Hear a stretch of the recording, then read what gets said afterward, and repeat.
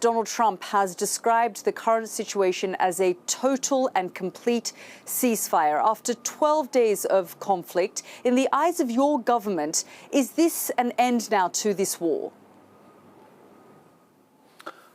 Thank you so much for Sky News and you, Yalda, for this interview. Regarding for the current condition, first of all, let me reiterate regarding that the wrongfulness and criminality of the acts made by Israeli regime and American regime to war against my country, Iran. All they action at the act of aggression, and according to the international law and different documents, international documents and treaties, they are all of them the violation of the international law. There is no doubt about it. And regarding for the current situation, I think that according to our narration is halting of the aggression. The halting of aggression from aggressors, you see, that would be very important phase to us, that we are defending ourselves. If they want to attack again us and making another aggressions to against the Iranian nations and Iranian people, there is certainly Iranian people are determined to defend themselves, and so I do believe that. Yes, please. Mr. Ambassador, you described there the aggression of the United States, and I know you're referring to the bombs that the US dropped on those 3 nuclear sites in Iran. But are you now thankful to Donald Trump for brokering this deal and stopping this war? Because, of course, of the 2 parties, Iran is more bruised. You've had more deaths in Iran. There's been more destruction in Iran than there has in Israel. So are you thankful tonight to the US president? Not at all, not at all. Because the American regime, as the aggressor regime, you know, we have international law, we have a United Nations Charter, and there are a lot of means and ways for the peaceful settlement of disputes. Although that we have no any disputes, we have only some misunderstanding and some ambiguities regarding for the Iranian. They, of course, they claim that because the Iranian side is very cooperative with the IAEA, and you see that we were ready to eliminate any ambiguities and misunderstandings.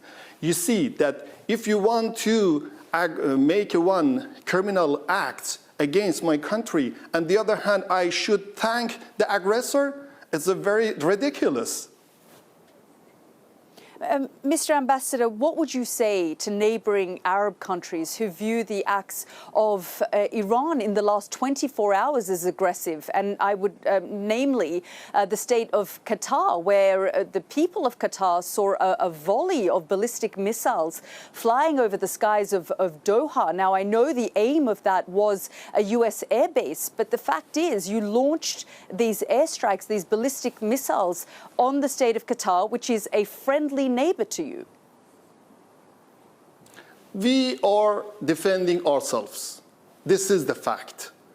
Because of the aggression made by the American regime and before that the Israeli regime against our territory, against the Iranian people, there is certainly that we have a right to self-defense, and according to the realization of this right, that we are going to and now defending ourselves, defending our people, defending our territory. That's it. Regarding for our reaction to the aggression made by the American side, American regime, against the Iranian nuclear facilities, we have a very proportionate and as well as very limited action according to the international law against 2 US military base in Qatar.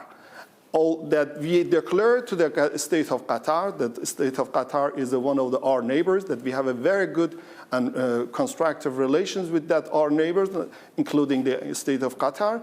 And as you see today, our President Pezeshkian, and our Minister, Dr. Arakchi, had a telephone conversation with the officials of the state of Qatar, and we assured them that there is no any wrongful intent from the Iranian side against the Qatari people and Qatari government. And so as we, what we act only defending ourselves against the one aggressor and the military, base of the American regime of the United States. But Mr. Ambassador, there was a strongly worded statement from the Qatari Foreign Ministry saying they too have a right to retaliate if this situation escalates. Do you see how dangerous the situation could have gotten if there was some kind of miscalculation? You see, I think that the Qatari intention and Qatari determined, good faith towards the Iranian government and Iranian people, they understand everything. We had a very good consultations. We had a good telephone conversation with the different officials between two countries, and the Qatari distinguished Qatari officials knows everything.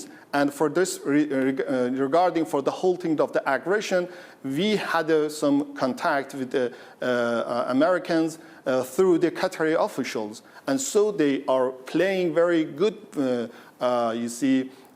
role, according to the good faith, to control this condition originated by Israeli regime and American side.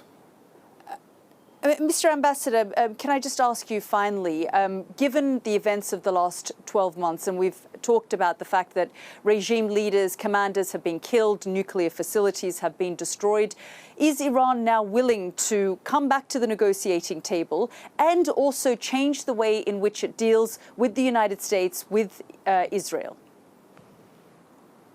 We were in the middle of the negotiations. Who destroyed this channel?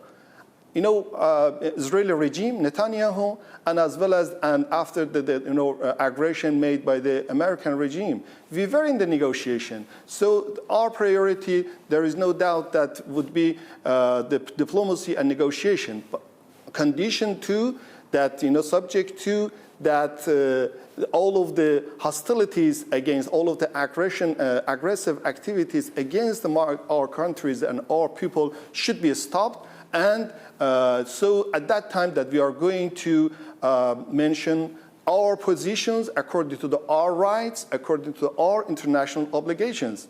There is no, this is the firm decision of the Iranian side. Mr. Ambassador, we're grateful for your time. Thank you very much. Thank you.